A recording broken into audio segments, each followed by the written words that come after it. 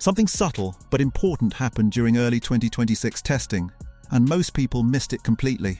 On the surface, it looked like nothing more than lap times, run plans, and cautious interviews. But underneath that noise, one driver looked like he had already arrived in the future of Formula One, while another was still negotiating with it. And the uncomfortable truth is this. Right now, the RB22 looks like a car Max Verstappen understands instinctively, while the Ferrari SF-26 is still asking Lewis Hamilton questions it doesn't yet know how to answer. This matters because 2026 isn't a normal regulation change. It's a reset that strips away comfort, new aerodynamics, a radically different power unit, a massive shift toward electrical deployment and energy management. This era doesn't reward reputation, it rewards adaptability under pressure. And the early signs suggest the balance of that skill set might not be evenly distributed. Here's the part that challenges the popular narrative. People assumed the 2026 reset would naturally favor experience, that a 7-time world champion moving to Ferrari would instantly become the reference point. That wisdom would beat instinct. But Formula One doesn't always reward wisdom first. Sometimes it rewards the driver who stops asking for permission from the car. And right now, that driver looks like Max Verstappen. Let's start with what actually matters in testing. Not headline lap times, not mileage totals, but how a driver behaves when the car is doing something new, when the power delivery feels unfamiliar, when braking zones shift, when the rear isn't fully settled yet. These are the moments where body language tells the real story. In the RB22, Verstappen didn't look like someone discovering a new machine. He looked like someone continuing a conversation that had already started months earlier in simulation rooms and development meetings. The inputs were clean, the corrections were minimal. The car stayed within a narrow operating window even as conditions changed. That's not just pace, that's alignment. And alignment is deadly early in a regulation cycle. Contrast that with Ferrari's SF-26. On paper, it's an impressive concept. Compact packaging, aggressive cooling architecture, a design clearly aimed at long-term performance rather than short-term safety. But what stood out wasn't what the car could do, it was how much it asked of the driver to do it. Lewis Hamilton didn't look slow. That's important. There's no collapse here, no decline narrative. What he looked like was cautious, analytical, busy. The SF-26 demanded constant interpretation. Energy deployment decisions mid-corner, brake migration adjustments lap to lap, feedback loops that haven't yet settled into muscle memory. That's not a criticism, it's a phase. But it's a phase Verstappen already seems to have passed. Let that sink in. The difference isn't talent, it's timing. Max Verstappen has spent the last several seasons driving cars that lived on the edge of instability, high rake sensitivity, narrow operating windows, rear-end movement that punished hesitation instantly. Red Bull didn't build comfort cars, they built sharp tools. And Verstappen learned to live inside that sharpness. So when the 2026 rules arrive, and suddenly everyone has to manage energy like a chess match at 300 km per hour, Verstappen isn't learning a new language, he's refining an accent. The RB22 reflects that philosophy. The ultra-slim side pods aren't just an aerodynamic gamble, they're a declaration. Red Bull is prioritizing airflow quality and platform efficiency over thermal safety margins. That means the car rewards precision, it punishes sloppy inputs, and it demands commitment. Who thrives in that environment? The driver who treats instability as information, not danger. Now look at Ferrari's situation. The SF-26 is still searching for its balance point. Ferrari's program has been methodical, conservative in execution even if the concept itself is bold. Long runs, systems checks, validation loops, that suggests a team still gathering answers. Red Bull, by contrast, looks like it's confirming assumptions. That difference is everything early in a new era. And here's where Lewis Hamilton's situation becomes genuinely fascinating rather than critical. He's not fighting the car, he's interpreting it. That tells you Ferrari hasn't yet built something that disappears beneath him. The great Hamilton performances of the past came when the car faded into the background and the race came forward. Right now, the SF-26 is still very much present. Is that a problem?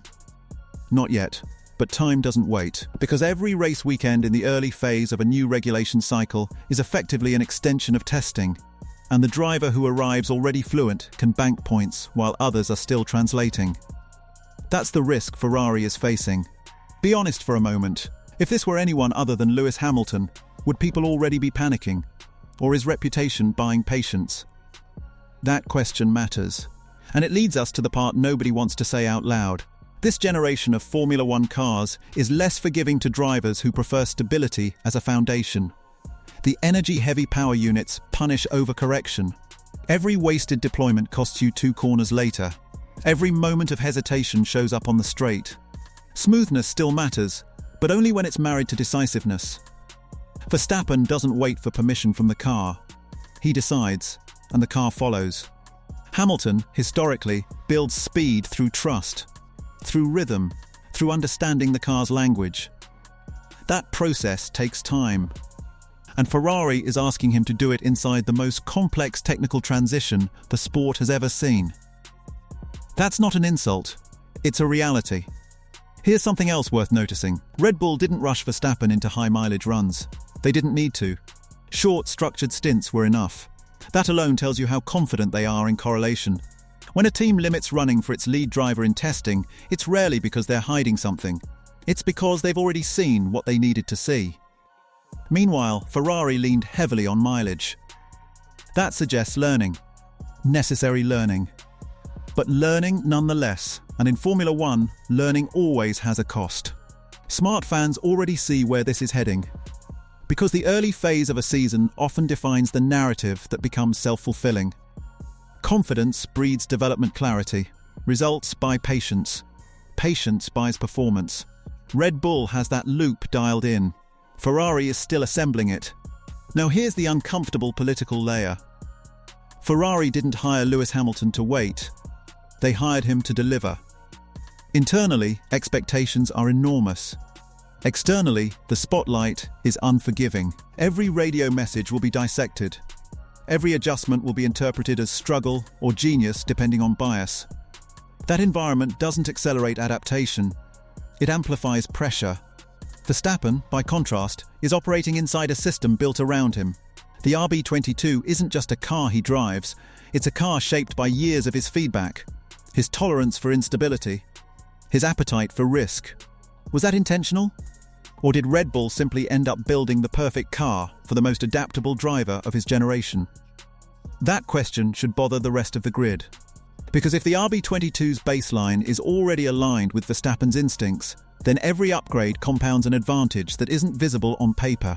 It's structural. And structural advantages don't disappear with setup changes. Now let's talk consequences. If Ferrari doesn't close the understanding gap quickly, Lewis Hamilton could find himself spending the early races extracting potential instead of fighting for wins. Not because he's slower, but because the car hasn't yet become invisible to him. And in a championship fight, invisible cars win titles.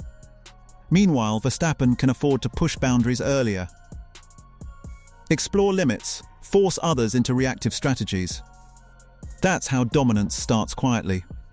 Read that again. This isn't about who's faster in February. It's about who's ready in March. Now imagine the first few races. Verstappen scoring consistently. Ferrari showing flashes but missing execution. The narrative shifts. Pressure increases. Development paths diverge. And suddenly the reset era starts to look suspiciously familiar. Is that inevitable? No.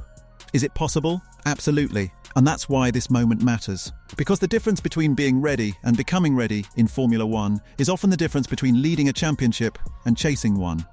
Ask yourself this. If roles were reversed, would we be calling Verstappen's adaptation genius and Hamilton's caution decline? Or is this sport still trapped in legacy thinking? That debate alone tells you how fragile perception is. And perception shapes everything. The truth is simpler and more dangerous. Max Verstappen looks ready because the RB22 doesn't surprise him. Lewis Hamilton isn't ready yet because the SF-26 still does. That gap can close, but until it does, the advantage isn't theoretical, it's real. And if you're watching closely, you already know what usually happens next. Stay sharp. And if you want the next piece of this puzzle, how Ferrari's development path could either unlock Hamilton's dominance or trap him in permanent adaptation, That story is waiting for you next.